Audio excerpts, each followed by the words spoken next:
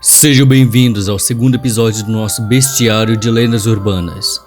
No episódio passado, vimos as lendas urbanas de Portugal, mas hoje vamos ver aquelas que são as mais conhecidas lendas urbanas dos países. É claro que eu tô falando do Japão. Lá só tem coisa bizarra e as mais assustadoras do mundo. E hoje eu não estou sozinho, pois o meu parceiro do canal Recanto Sombrio está comigo, o grande Quirino, que na qual já participou outras vezes aqui no canal. Obrigado, Quirino, por nos disponibilizar o seu tempo para estar conosco. Então, sem mais delongas, se inscrevam nesse canal e comente aqui qual a sua lenda urbana japonesa favorita. E bom, esse sou eu do futuro que vim dizer que não coube todas as lendas aqui neste vídeo, então vai ter que ter uma parte 2. Eu sou o Atestan e sejam bem-vindos a Evil D-Tech. Yotterashai mitterashai Yamishibai no jikan.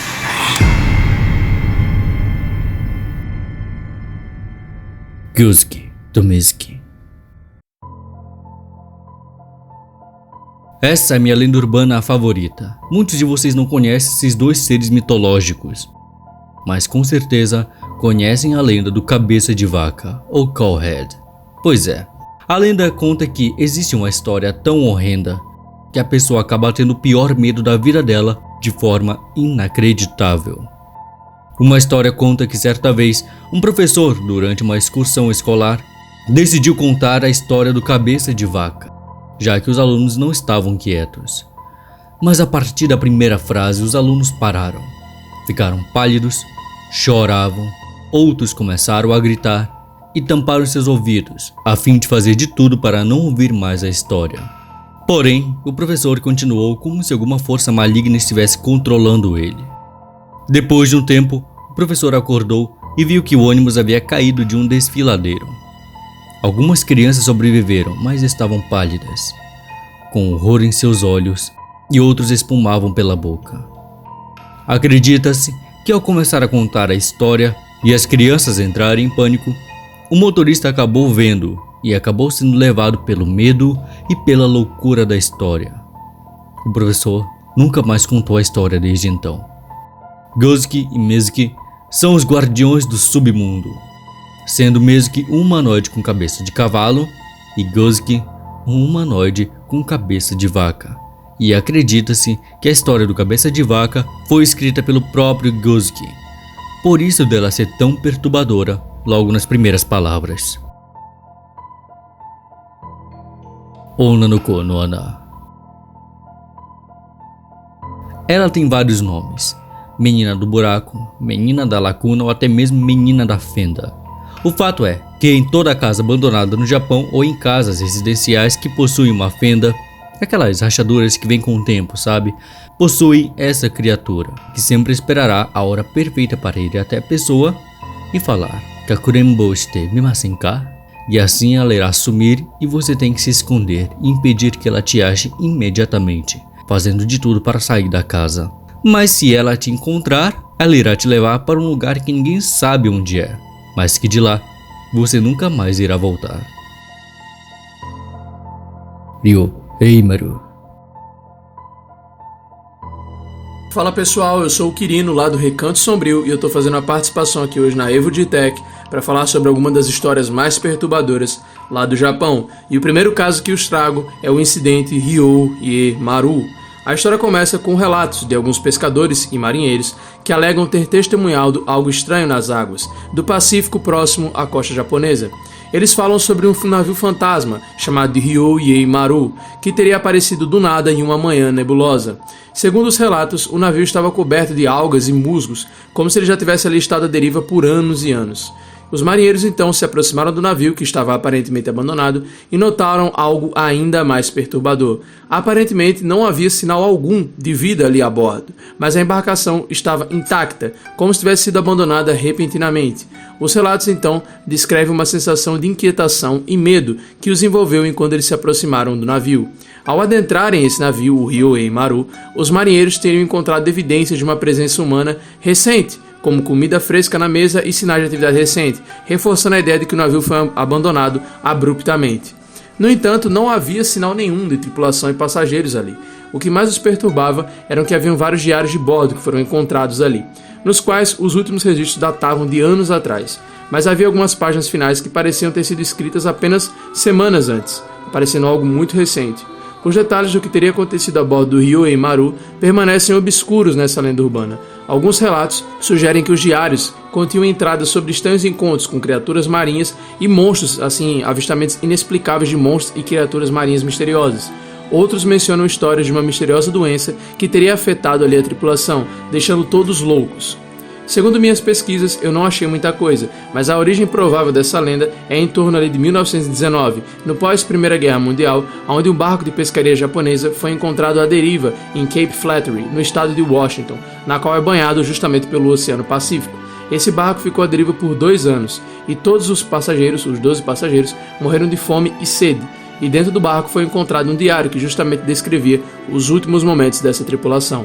E após o achado, resolveram pegar os restos mortais e devolver às suas famílias no Japão. E já o barco ele foi levado para Richmond Beach, onde ele foi queimado. E assim acredita-se que os espíritos das tripulações ainda assombrem os navegantes dessa região. Rokurokubi. A próxima lenda que vos trago é o Rokurokubi, mais conhecido como Mulher do Pescoço Longo. O Rokurokubi é um yokai do folclore japonês. É uma criatura humanoide com capacidade de esticar seu pescoço a proporções gigantescas durante a noite. Sua aparência diurna é completamente humana, realmente indistinguível em meio a pessoas comuns.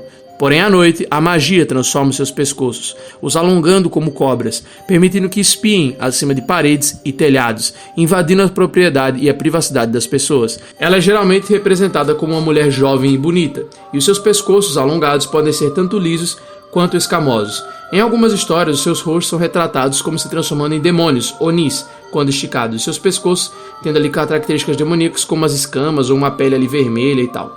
A maioria é movida por uma insaciável curiosidade sobre a vida alheia, espiando pessoas e observando suas vidas noturnas. Alguns possuem intenções malignas, usando seus pescoços para atacar e até matar suas vítimas.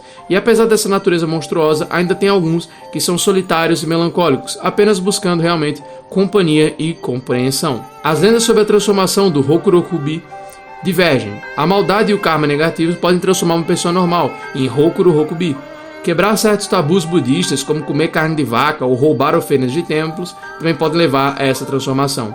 Ser amaldiçoado por um mago ou feiticeiro de alguma maneira também pode te transformar em um Rokurokubi. A cura também pode variar. Alguns rituais budistas específicos podem usar essa transformação, ou até mesmo reverter a maldição completamente. E outras poções mágicas preparadas por monges ou curandeiros também podem levar você à cura. Em alguns casos, infelizmente, a única maneira de libertar a pessoa é matando. E existem outros métodos também para você se proteger da maldição e dos próprios Rokurokubis, como amuletos budistas, como o Juzu, aquele rosário budista, e que eles também são usados para também estar afastando esses Rokurokubis, e também espalhar ervas específicas, como o Mugwort, ao redor de sua casa, para proteger você contra a entrada desses bichos. E ferramentas de ferro, como pregos e facas, também podem ferir ele. Então, em caso de necessidade de defesa, você pode sim matá-lo assim de uma maneira normal, como se fosse um outro animal ou criatura viva. Vale relembrar que tem um anime chamado Kyofu Shimbun que retrata essa lenda, esse Rokurokubi. Inclusive a adaptação para filme feita desse anime também tem uma cena que contém um Rokurokubi aparecendo no filme.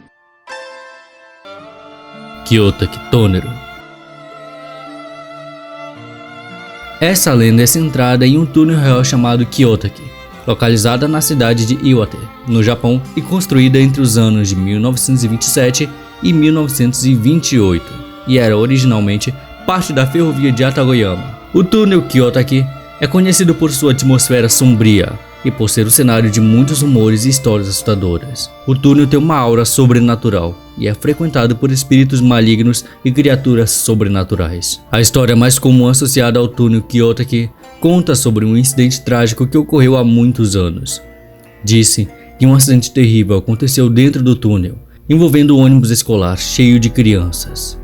As crianças estavam em uma excursão escolar quando o ônibus colidiu dentro do túnel, resultando na morte de todos a bordo. Desde então, acredita-se que as almas das crianças falecidas ainda vagam pelo túnel, buscando vingança ou paz. Muito se deve ao rumor de que na verdade ele teria 444 metros de comprimento sendo que o número 4 na cultura japonesa é considerado como o número do azar, que pode até mesmo atrair a morte. Outra superstição japonesa está no rumor de que as sinalizações de trânsito que estão no túnel mudam sem a menor constância, podendo levar a pessoa a se acidentar quando está passando por ali. Um fato que também aumenta o medo que japoneses possuem desse túnel é o de ali ter se tornado um lugar onde muitos vão para terminar a sua vida. Entre uma dessas pessoas, há o rumor de que uma mulher pulou de uma estrada que estava acima desse túnel, e até hoje é possível ver seu espírito rondando o local. Muitos motoristas e viajantes que passaram pelo túnel Kiyotaki relatam experiências estranhas e assustadoras. Alguns dizem ter ouvido risadas infantis ecoando pelas paredes do túnel, enquanto outros afirmam ter visto vultos de crianças correndo pela estrada. Alguns relatam ter encontrado marcas de mãos infantis em seus veículos após passarem pelo túnel. Outra lenda do túnel Kiyotaki envolve uma mulher chamada Kaio Matsuzawa, que supostamente havia cometido algo contra si mesmo dentro do túnel depois de ser rejeitada pelo homem que amava. Diz que sua aparição fantasmagórica ainda assombra o túnel, principalmente durante a noite de lua cheia, quando ela pode ser vista vagando pela estrada carregando uma vela. Aozukin. A próxima lenda que vos trago é o Aozukin. Essa foi uma lenda urbana na qual deu muito trabalho de procurar, pois realmente não há muita informação sobre ela na internet. Achei apenas 2 citações dessa lenda. A primeira diz que o capuz azul moderno, que se originou no Japão no final dos anos 90 e início dos anos 2000. A história gira em torno de uma mulher misteriosa que usa um capuz vermelho e ataca crianças em áreas escolares. A história mais conhecida do Aozukin se passa em uma escola primária, onde uma jovem, vestindo esse capuz vermelho, que cobre completamente seu rosto, se aproxima de crianças e pede ajuda para encontrar um cachorro perdido. Ao se aproximarem, ela revela uma boca anormalmente grande e afiada, semelhante da Kuchisaki Onna, e ataca as crianças, geralmente mordendo os pescoços. Existem algumas variantes dessas lendas, com algumas diferenças tanto na aparência quanto no comportamento. Em algumas versões, a Aozukin usa um vestido azul, além do capuz. Em outras, ela é descrita como tendo pele pálida ou até mesmo azul, olhos grandes e vermelhos e cabelos longos e pretos, como já é tradicional dessas lendas. Em algumas histórias, a Aozukin é uma assassina cruel que mata crianças, em outra, ela é apenas uma criatura mais melancólica e que se alimenta da energia dessas crianças. Assim, suas motivações também mudam e acabam variando em algumas histórias, onde ela busca a vingança por um passado traumático, e em outras ela simplesmente é movida ali por um desejo insaciável de carne humana, é um ser totalmente maligno.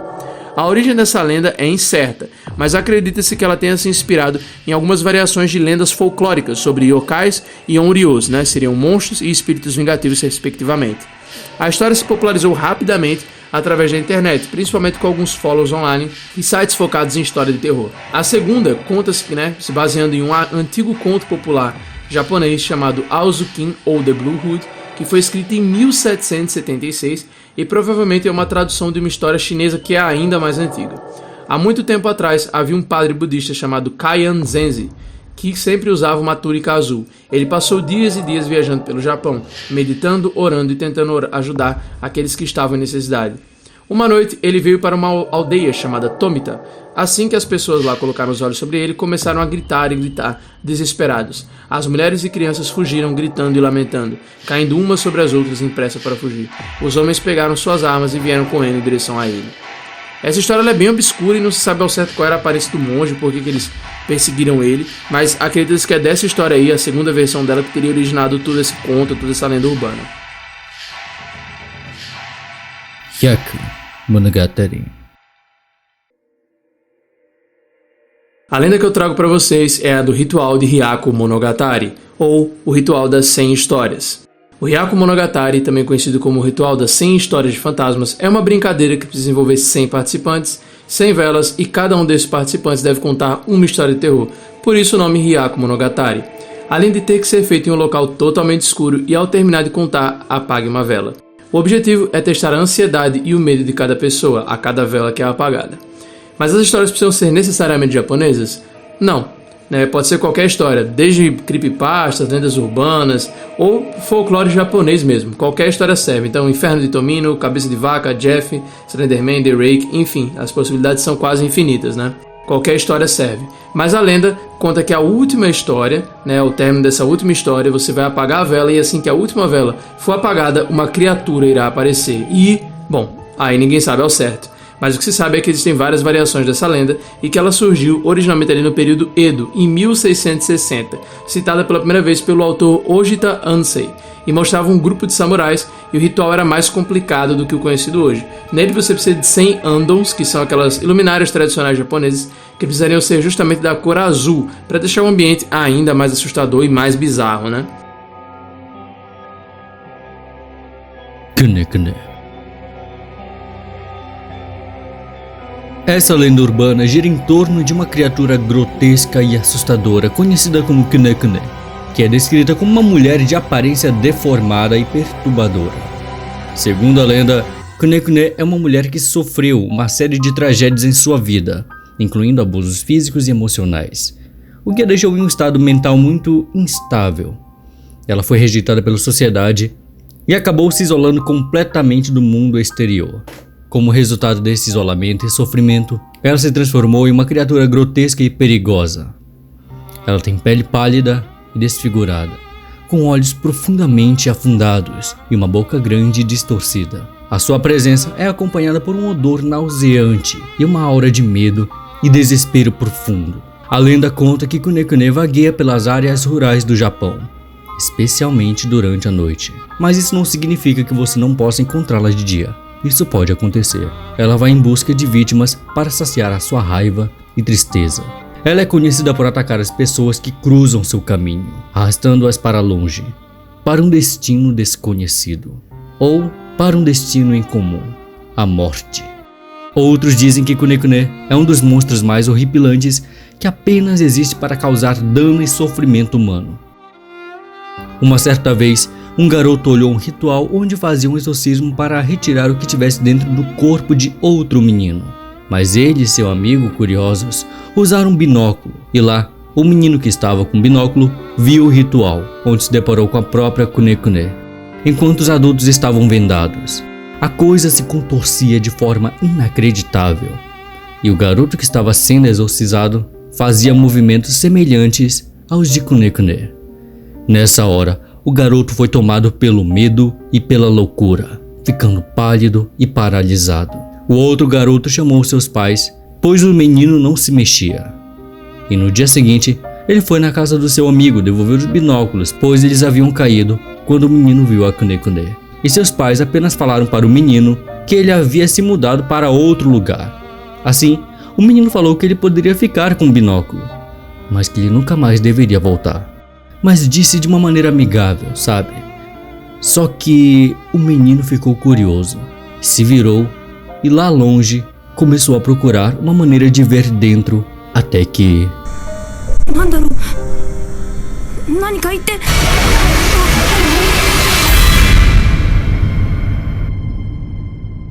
Após o encontro com Kune-kune, caso não façam nada, e às vezes não dá nada para fazer, a pessoa morre por quebrar os próprios ossos de tanto se contorcer como a Kune-kune. Honeona pode se traduzir como a mulher ossos, por conta de sua aparência e até mesmo da sua lenda. Ela se assemelha como uma linda donzela que se transforma em uma criatura fantasmagórica. Segundo a lenda, Honeona costumava ser uma mulher mortal que sofreu uma morte trágica e injusta. Muitas vezes, a sua história envolvia o relacionamento amoroso que terminou de maneira terrível. Por exemplo, Honeona foi traída e assassinada por seu marido ou amante, que a enterraram sobre o assoalho de uma casa ou em um local remoto. Após a sua morte prematura e violenta, Honeona retorna como um fantasma. Mas a sua aparência não é de uma figura típica fantasmagórica com um aspecto assustador. Ela se apresenta como uma mulher incrivelmente bonita, com longos cabelos escuros e uma aura triste e melancólica ao redor dela. No entanto, quando vista de perto, ou em determinadas circunstâncias, a sua verdadeira natureza é revelada. Seu corpo é na verdade um esqueleto, uma figura feita inteiramente de ossos, daí o seu nome, Honeona. Honeona é frequentemente descrita como uma criatura solitária e sofredora, condenada a vagar entre o mundo dos vivos e o além. Ela é motivada pelo desejo de justiça e vingança contra aqueles que a prejudicaram em vida, especialmente aqueles que a traíram ou a maltrataram. Tomino no Jigoku. Seguindo agora, a próxima lenda que vos trago é o Tomino no Jigoku, ou a lenda conhecida como o Inferno de Tomino, em inglês Tomino's Hell. É uma das mais famosas e assustadoras lendas urbanas do Japão. A história é centrada em torno de um poema misterioso que é chamado justamente de Jigoku no Tomino, que se diz ter origem obscura e causa má sorte ou até mesmo a morte para aqueles que o leem em voz alta. A lenda conta que Jigoku no Tomino é um poema escrito por um autor desconhecido e que descreve as horríveis torturas e tormentos do inferno. Diz-se que esse poema é tão poderoso que aqueles que o leem em voz alta estão sujeitos a uma série de desgraças, desde doenças, acidentes e, como já foi dito, a própria morte. Há uma história onde conta que certa vez um radialista leu esse poema em seu programa e no meio da leitura ele ficou com falta de ar e bateu a cabeça na mesa, o que fizesse com que ele foi levado às pressas para o hospital e acabou sobrevivendo, levando 7 pontos na cabeça, e mesmo assim ele continua acreditando que era apenas uma lenda urbana. O poema em si é sinistro e perturbador, com versos que descrevem cenas de dor e sofrimento extremos, literalmente as torturas que se passam no inferno. Embora existam variações do poema, algumas das características comuns incluem imagens de cadáveres queimados, demônios devorando almas e descrições vívidas de tortura e angústia. A lenda urbana ainda afirma que o poema foi originalmente escrito em um livro proibido e amaldiçoado de Saizo Yazo. O livro se chamaria The Heart is Like a Rolling Stone, lançado em 1919, e que apenas ler o poema já é forte o suficiente para atrair a má sorte e a maldição para aqueles que ousam desafiá-lo. E segue agora a leitura do poema. A velha irmã vomita sangue. Ane wa chi o haku. A jovem irmã cospe fogo. Imoto wa hihaku. Doce Tomino cospe joias preciosas. Kawaii Tomino wa tama o haku. Tomino morreu sozinha e caiu no inferno. Hitori jigoku ni ochiuku Tomino. Inferno, escuridão, sem flores.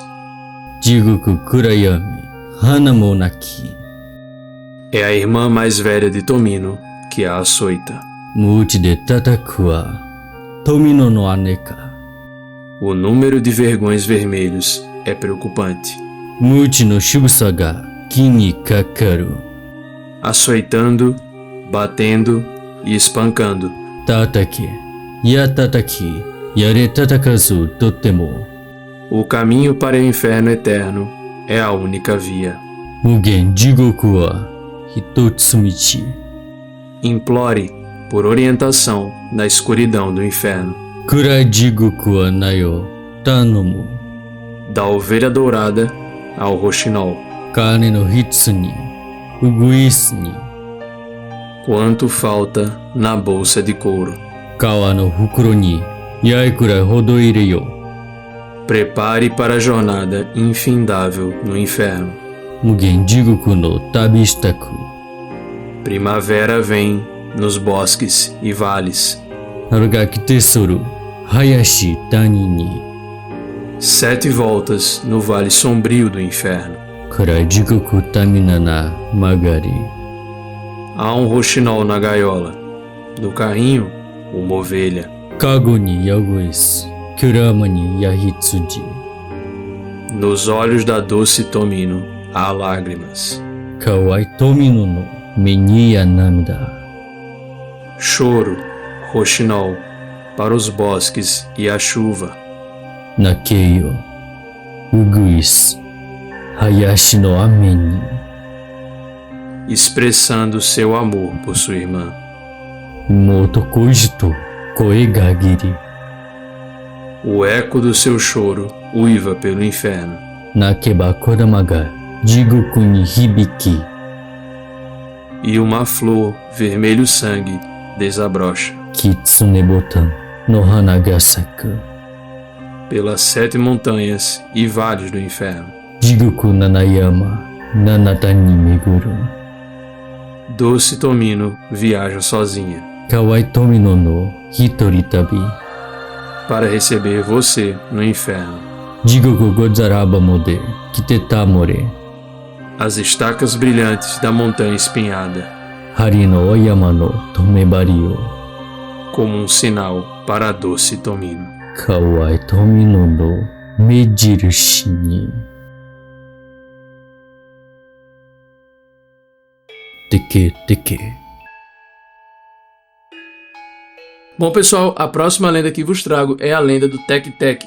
A história gira em torno de uma mulher que sofreu um terrível acidente de trem e teve seu corpo cortado ao meio. Ela então retorna como um espírito vingativo, um Onryo, com apenas metade do corpo, arrastando-se pelo chão com as mãos. O nome Tek Tek é derivado do som que ela faz enquanto se arrasta, imitando os sons de suas mãos batendo no chão.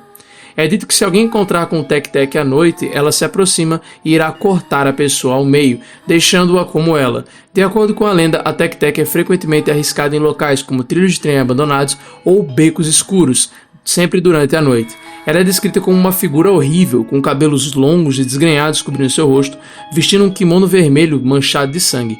E uma coisa que sempre será padrão, independente da versão da história, é: pense 2 vezes antes de andar sozinho no Japão. Essa lenda é inclusive ligada a casos de bullying, porque em várias das versões da história é dito que a garota sofreu esse acidente justamente por estar sendo perturbada e, sendo ali atacada por outros jovens de sua idade. Alguns dizem que ela foi colocado um besouro em sua blusa, ela se assustou e caiu na linha do trem. Outros dizem que um grupo de garotas realmente a empurrou mesmo na linha do trem, não pensando que ia acontecer uma tragédia só para assustá-la, e a brincadeira terminou, transformando a criança em ali um terrível espírito vingativo, um Onryo que busca vingança pela sua trágica morte. Eu tô escutando, mas parece que tá bem longe, mano. Tá muito longe não, tá perto. Vai, corre, menino, corre. Corre pra casa, rápido.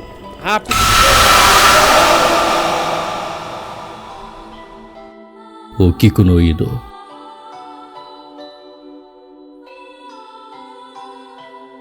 A lenda se passa em torno do século XVII, durante o período Edo, em um castelo na região de Himeji, província de Harima, que é a atual prefeitura de Hyogo. A história conta sobre uma jovem serva chamada Okiko, que trabalhava para um senhor feudal local, um samurai muito poderoso e bastante cruel. Okiko era uma jovem bonita, inteligente e diligente, que ganhou a confiança de seu senhor. Porém, ela recusou as investidas amorosas do senhor, o que o enfureceu. O senhor, obcecado por Okiko, começou a elaborar um plano para forçá-la a aceitar suas propostas amorosas. Ele tinha 10 pratos de porcelana valiosos e escondeu um deles, assim acusando Okiko de tê-lo roubado. Naquela época, se você roubasse alguma coisa de seu senhor, você era condenado à morte. Okiko contou os pratos que haviam lá para ter certeza. Ela começou: 1, 2, 3, 4, 5, 6, 7, 8, 9. Mas nunca chegava no 10º. Então ofereceu a Okiko uma escolha. Ela poderia se tornar a sua amante ou enfrentar as consequências terríveis de sua suposta ação. Okiko recusou a oferta, mantendo ainda sua inocência. Como punição, o senhor cruel ordenou que ela fosse torturada e depois perguntou de novo se ela queria ser a amante dele. A mesma recusou, então o senhor sacou a sua espada e a matou, jogando-a dentro de um poço do castelo. Acredita-se que o poço era sem fundo e que qualquer pessoa que caísse ali nunca mais seria vista. Após a morte de Okiko, disse que seu espírito retornou ao poço para assombrar o lugar e se vingar de seu opressor. Ela foi contada como uma Yurei, um espírito vingativo que contava as 9 placas de porcelana toda a noite em todo o castelo, antes de soltar um grito agudo de angústia pelo 10º prato faltando e assim sumisse. Hoje o poço é uma atração turística do castelo de Himeji e muitos visitantes acreditam que ainda podem ouvir o eco dos lamentos de Okiko ao redor do local. Mas acredita-se também que se você ouvir ela contando de 1 até 9, você adoecerá. Okiko no Ningyo. A boneca tinha um estilo de cabelo conhecido como Okappa, e diz o conto que a boneca foi comprada em Hokkaido em 1918 por um menino de 17 anos, Eikichi Suzuki, e ela foi dada à irmã de 3 anos se chamava Kikuko, e às vezes também ela é chamada de Kyoko em outras histórias. Enfim, dizem que a garotinha amava tanto a boneca que a levava junto para qualquer lugar, para todo lugar, até mesmo na hora de dormir em sua cama. Ela era uma boneca comum tradicional japonesa. O cabelo dela tinha um comprimento cortado na altura do queixo, com uma franja curta na testa. Mas a lenda conta-se que a menina havia pegado um resfriado e assim tendo falecido. Assim a família guardou a boneca de Kikuko e chamando-a de Okiko. Anos mais tarde, em 1938, o pai de Kikuko deu a boneca Okiko ao templo Manenji para ser cuidada, pois ele e a sua família tiveram que se mudar para outro continente para irem trabalhar. Mas com o tempo, viram que a boneca Okiko ainda criava as novas mechas de cabelo na boneca, assim acreditando que seria a visagem da menina falecida, mas não como a própria dona da boneca. Algo mais assustador e sombrio. Eles sempre cortavam o cabelo da boneca e tempos depois crescia novamente. Alguns dizem que poderiam até mesmo ouvir uma pequena respiração vindo dela. Hoje em dia você pode ir até esse templo e lá você pode ver com seus próprios olhos a boneca Okiko. Hachaku-sama. Agora lhes trago Hashisaku-sama, também conhecida como Hachaku-sama. Diz-se que a Hachaku-sama é uma mulher extremamente alta, com cerca de 2,5 metros de altura. Ela veste um kimono branco antigo e um chapéu de palha grande que cobre totalmente o seu rosto. Segundo a lenda, a Hachaku-sama costuma aparecer em áreas rurais ou em florestas durante a noite, quando a névoa está densa. Ela é descrita como uma figura perturbadora, que assombra os lugares de onde ela visita. A Hachaku-sama é conhecida por sua aparência assustadora e por emitir um som estranho semelhante a... A lenda diz que se alguém encontrar a Hachaku-sama e não a respeitar corretamente, ela irá os perseguir implacavelmente. No entanto, caso você a encontre e mostrar o devido respeito, ela vai te deixar em paz. Esse respeito inclui fazer uma reverência a ela e dizer: Hachaku-sama, por favor, desculpe a minha intromissão.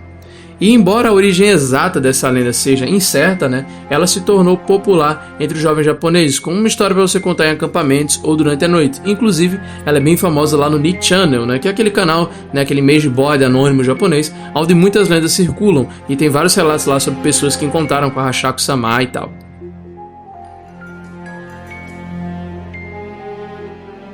Inunaki-mura.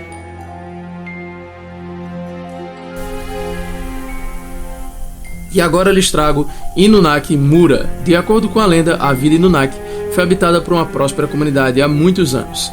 Durante o período Edo, dentre os anos de 1603 a 1868, que fazia ali parte da jurisdição do clã Kuroda e se perdurou até a Segunda Guerra Mundial.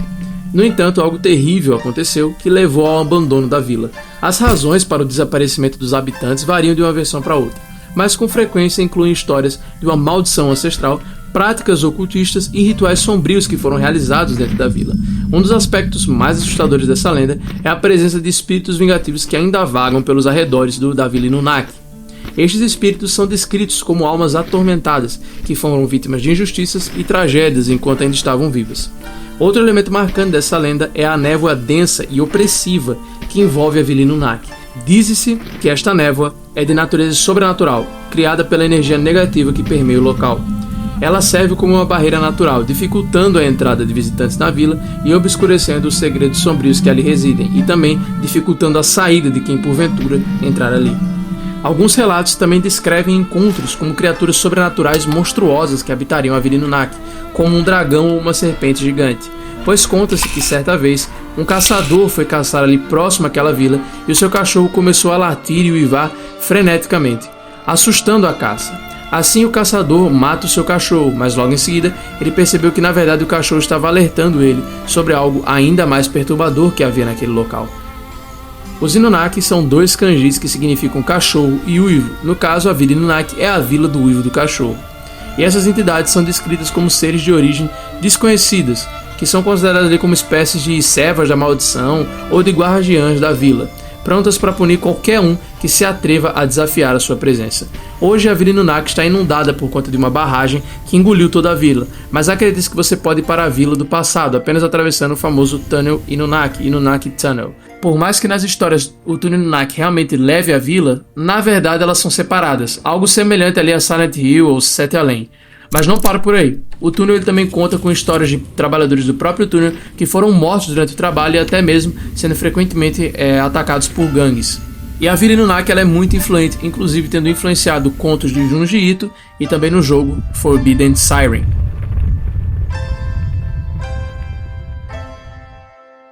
Oirambuchi. A ponte Oirambuchi é descrita como uma estrutura antiga e decadente, localizada em uma região remota e isolada do Japão. A sua aparência sombria e deteriorada contribui para a atmosfera sinistra que a envolve. O nome Oirambuchi tem origem na palavra Oiran, que se refere a cortesã de alto nível no Japão feudal, adicionando um elemento de mistério que intriga a lenda. A lenda conta que há muitos anos a ponte Oirambuchi era um local frequentado por cortesãs e viajantes em busca de passar os seus arredores durante a noite. No entanto, disse que a ponte foi palco de um evento trágico que mudou para sempre a sua reputação. Segundo a lenda, uma jovem cortesã conhecida por sua beleza e encanto foi traída e assassinada por um cliente invejoso enquanto atravessava a ponte Oirambuchi. Seu espírito atormentado ficou preso na ponte, incapaz de encontrar paz após a sua morte violenta. Desde então, dizem que aqueles que ousam atravessar a ponte Oirambuchi durante a noite são assombrados pelo fantasma da cortesã. Testemunhas relatam avistamento de uma figura pálida e etérea vagando pela ponte, emitindo lamentos angustiantes e olhares penetrantes. Outra versão conta que a região era controlada pelo clã Takeda por conta do ouro que havia lá. E então, para os trabalhadores da região, foram chamadas meretrizes para satisfazê-los. Elas se despiram na beira da cachoeira, apenas seguradas por uma corda, até que o comandante ordenou que cortassem as cordas. Assim, todas as 53 mulheres pereceram, umas instantaneamente e outras foram levadas pela água. Além disso, há relatos de fenômenos sobrenaturais ocorrendo nas proximidades da ponte, como luzes misteriosas, ruídos inexplicáveis e uma sensação de serem seguidos por uma presença invisível. Dizem também que objetos inexplicavelmente desaparecem ou são encontrados fora do lugar depois que cruzam a ponte durante a noite. Muitos moradores locais evitam a ponte Oirambuchi a todo custo, temendo o encontro com um espírito vingativo que assombra seus arredores. No entanto, para os corajosos que se aventuram a explorar a ponte e desafiar o sobrenatural, a lenda da ponte Oirambuchi permanece como lembrete sombrio dos perigos que podem aguardar na escuridão da noite. Só vou avisando uma coisa, que esses espíritos de mulheres são muito mais hostis para conosco, homens. E outra, lá tem uma placa contando a história de Oirambuchi, e acredita-se que se você ler a lenda que está escrita lá até o final, você será amaldiçoado. Hitobashira.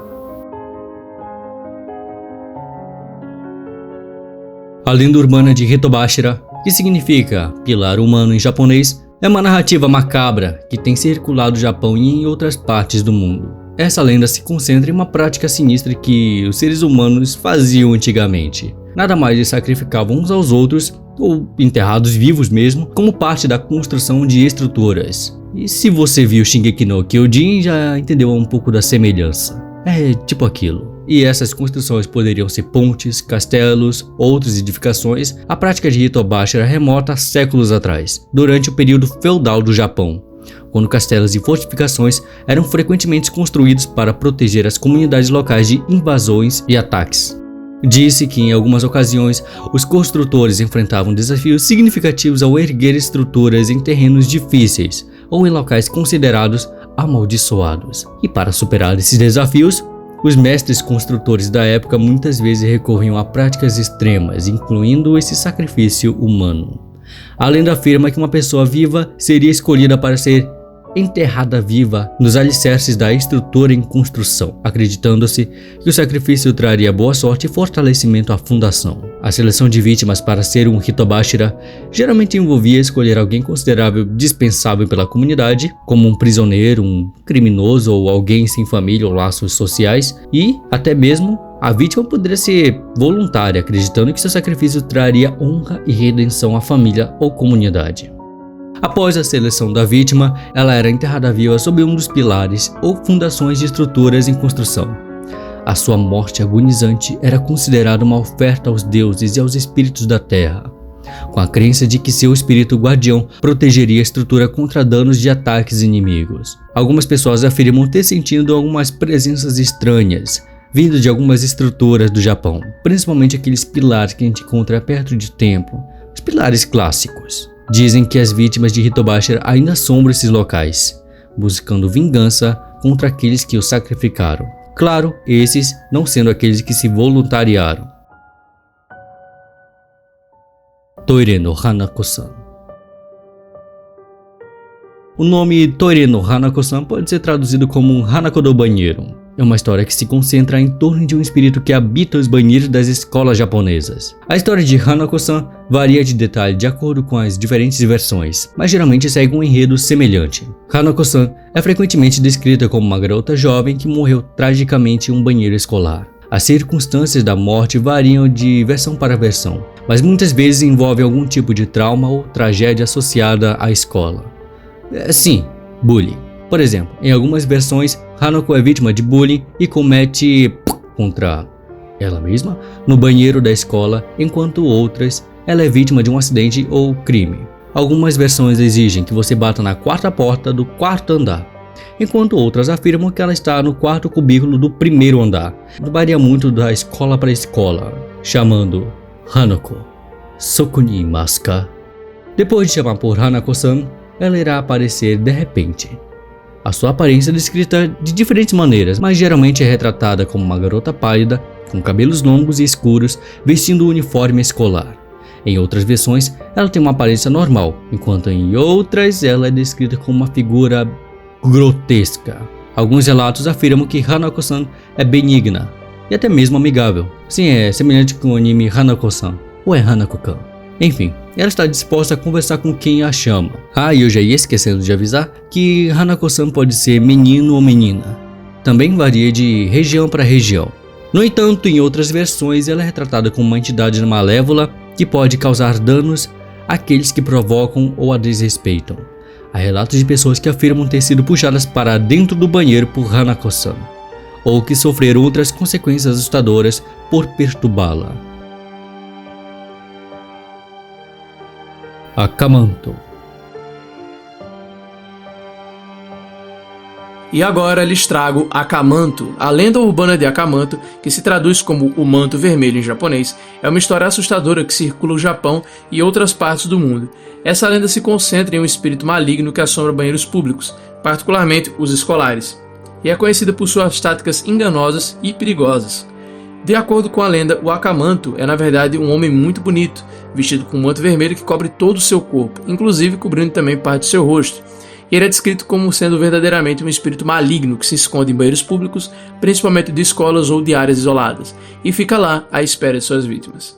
A lenda afirma que enquanto uma pessoa está usando o banheiro, geralmente uma cabine específica, ela ouve uma voz vinda da cabine ao lado perguntando uma espécie de pergunta estranha ali, sendo que a mais comum é a interpretação de "você prefere papel vermelho ou azul?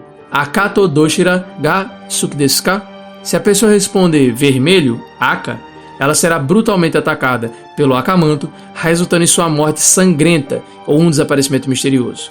E se a pessoa responder ao, azul, ela será estrangulada até a morte, tendo que todo o seu sangue vai se localizar ali, deixando a pessoa azul. A lenda varia em detalhes sobre o destino daqueles que respondem à pergunta de Akamanto de maneira incorreta.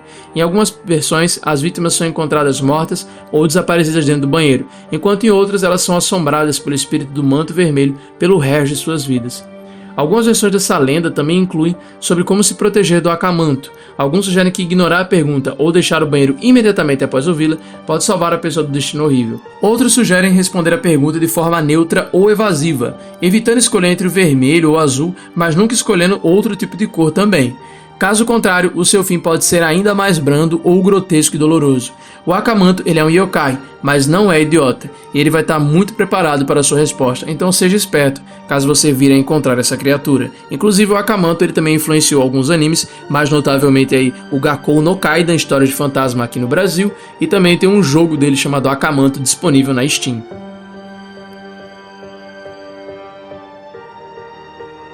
Kokuri-san. Kokuri-san. Vamos lá para mais uma brincadeira com o sobrenatural. O Kokuri-san seria um espírito vagante que responde às perguntas dos jogadores. Sim, ao mesmo estilo do tabuleiro Ouija ou o jogo do copo aqui para nós brazucas. E vocês também vão notar uma imensa semelhança.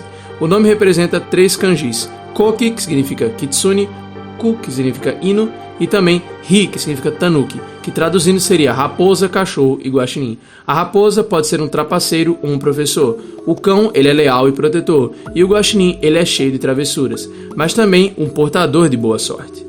Todas essas qualidades são combinadas nesse jogo. Dependendo da versão da lenda, o Kokuri-san pode ser retratado como um espírito benevolente, neutro ou ainda maligno. A sua natureza pode variar de acordo com a disposição do espírito que foi evocado, bem como a energia e a intenção dos participantes.